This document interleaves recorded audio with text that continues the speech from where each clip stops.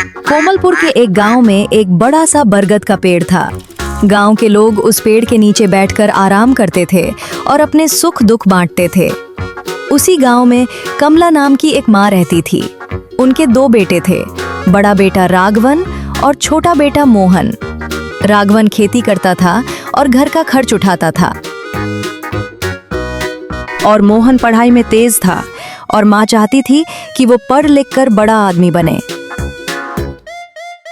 अरे माँ, हर साल की तरह इस साल भी हमारे खेत में बहुत अच्छी फसल हुई है।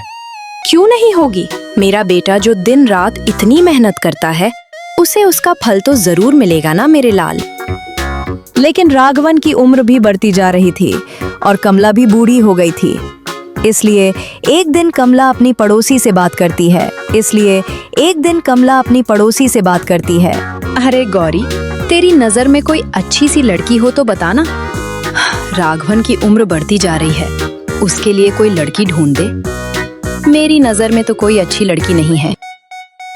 अरे कमला दीदी, मेरे गांव में एक लड़की रहती है। वो कैसी है मैं तो ठीक से नहीं जानती, लेकिन वो बहुत सुंदर है और घर का काम भी अच्छे से करती है। अगर तुम कहो तो मैं बात कर दूं। शादी के कुछ दिनों बाद राघवन बदलने लगा। एक दिन राघवन की पत्नी ने कहा, सुनिए ना, मैं देख रही हूँ कि तुम ही घर की सारी जिम्मेदारी ले रहे हो और तुम्हारे छोटे भाई को भी पढ़ाते हो। ये सब कब तक चलेगा? अगर तुम्हारे भाई की नौकरी लग जाएगी तो क्या वो तुम्हें थोड़ी जमीन और दौलत दे देगा? ये सब जो तुम कर रहे हो उसका क्या फायदा है? राघवन की पत्नी की बातों से राघवन के मन में कुछ सवाल उठने लगे। उसे अपनी पत्नी की बातों में सच्चाई नजर आने लगी और वो धीरे धीरे बदलने लगा। फिर राघवन ने कहा, तुम तो सही बोलती हो उर्मिला। तुम ही बताओ मैं क्या करूं? एक काम करते हैं, तुम माँ को कहकर घर और जमीन बांटवा लो। हम अच्छे और बड़े बड़े जमीन रखेंगे और बची हुई जमीन मोहन को दे देंगे। उर्मिला की बातें राघवन के मन में घर करने लगीं। वो अब सोचने लगा कि अगर ये सब कर लिया जाए तो शायद उसकी और उसकी पत्नी की जिंदगी बेहतर हो सकती है। एक दिन राघवन ने कहा, माँ, मुझे लगता है कि अब घर और जमीन का बंटवारा कर देना चाहिए। कमला ये सुनकर आश्चर्यचकित हो गई और बोली, ये अचानक तुझे क्या हो गया बेटा? ऐसे क्यों बोल रहा है? तब राघवन गुस्से में बोला, मुझे कुछ नहीं हुआ है। अब मेरी शादी हो चुकी है। मैं अब तुम्हारा और मोहन का खर्च नहीं उठा सकता। अब मुझे अपने बारे में भी तो सोचना पड़ेगा ना। ये कहकर राघवन वहां से चला गया। कमला समझ गई थी कि राघवन अपनी पत्नी की बातों में आकर ये सब कर रहा है, लेकिन कमला भी क्या कर सकती थी। वो और मोहन चुपचाप खामोश रह गए। एक दिन राघवन ने मोहन से कहा, ये लो मोहन, तुम्हारे हिस्से की जमीन के कागज, और इस घर में मैं रहूंगा। तुम्हें जमीन दे दी है, तुम खुद ही कहीं घर बनाकर रह लेना। ये सुनने के बाद मोहन खामोश रह गया। लेकिन राधा माँ, तू ऐसा नहीं कर सकता है अपने भाई के साथ। अरे माँ, आज नहीं तो कल बंटवारा तो होना ही था ना।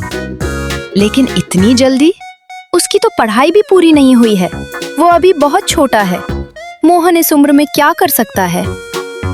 मैं कुछ नहीं जानता। और माँ, तुम 1 महीना मेरे पास और 1 महीना मोहन के पास रहोगी, बस। मैं और कुछ नहीं सुनूंगा। तो ठीक है, मेरी भी बात कान खोलकर सुन ले।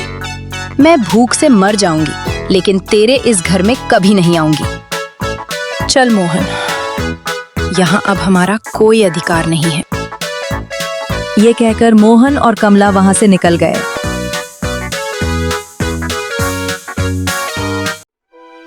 बरगद के पेड़ के नीचे माँ और बेटा चुपचाप बैठे थे। ठंडी हवा धीरे धीरे चल रही थी और कमला की आंखों में आंसू थे। कमला धीरे से बोली, अब हमारे पास कुछ भी नहीं बचा बेटा। मोहन माँ की तरफ देखकर बोला, पर माँ, अब हम क्या करेंगे? कुछ देर तक कमला चुप रही, फिर धीमी आवाज में बोली, अब सिर्फ एक ही सहारा है, हमारे पुरखों का नक्शा। मोहन हैरान होकर बोला, नक्शा? कैसा नक्शा माँ? कमला ने इधर उधर देखा और धीरे से बोली, तुम्हारे दादाजी हमेशा कहते थे हमारे पुरखों ने एक बड़ा राज छुपा कर रखा था। उस नक्शे में उस जगह का रास्ता है जहां हमारी गरीबी दूर हो सकती है। मोहन की आंखें बड़ी हो गईं। सच माँ?